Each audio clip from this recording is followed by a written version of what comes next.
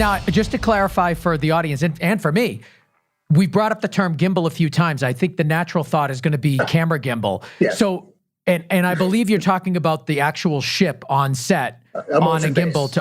So talk to me about the way that you mimicked that rocking ship on set. Well, interestingly, it all came from a motion file. When Aaron was in prep, and remember, he came on the film because he had this idea that he could create the motion.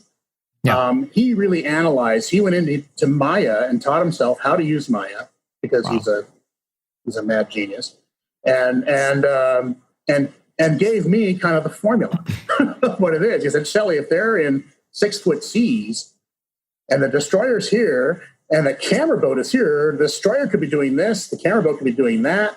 He said, in his motion, he said, we could have as much as 30 or 40-foot differentiations in height on 6-second cycles.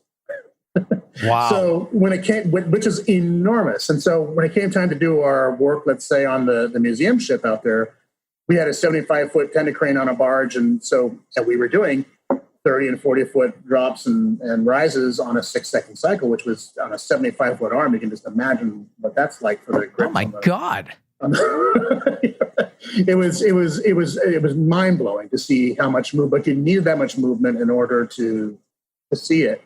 And I kind of have a funny theory, which is, you almost need twice as much of everything to see it in movies. You need twice as much rain, and I, in my dinosaur brain, I think, well, okay, it's a 180-degree shutter. Half the time your eye is closed. So you need twice as much for it. So there you go. The full effect of what it is. So it turns out, it actually seemed like we were doing, when you saw it, that crane moving, it seemed like, oh man, we're doing twice as much as we need. And you look at it on the monitor, it's like, nope. Exactly. Do you have any photos or videos that you can share with us of? Yeah. I do. I would love to have that and share that with the audience. That'd be so cool to see. Yeah. All right. So I just want to make sure I'm like trying to visualize it as we go. So when you're doing the exteriors, you've got the ship itself moving around.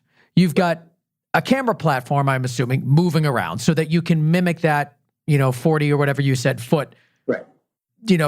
Difference for every 6 seconds. So you're like constantly in a state of motion. Like, did anybody get sick? Did anybody get motion sick on set? Not that I know of. It was the gimbal kind of had its own. It was a treacherous, diabolical device, and it had its own way of throwing our backs out because it got to moments when it got really rough.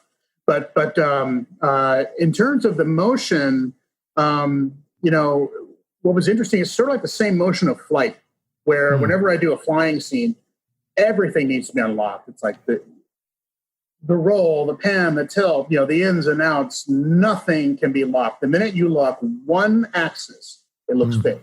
Yep. So, which is part of the reason to go handheld. The minute I just wanted everything unlocked, and whenever we went on the crane, we told the crane groups, just keep it moving. It never stops. It's always going to be breathing and doing something, and never is anything going to be stationary. And because that's kind of what helps create, that overall experience. By the time you get to the end of the movie, you feel like you've gone on a journey. Yeah. And even on the quiet scenes, it was when we're down in his quarters at the beginning and end of the film, we're still handheld. We're still moving around, and it's not an action-packed scene, but it's still we're providing that intangible, that's something the audience will feel more than they can see it.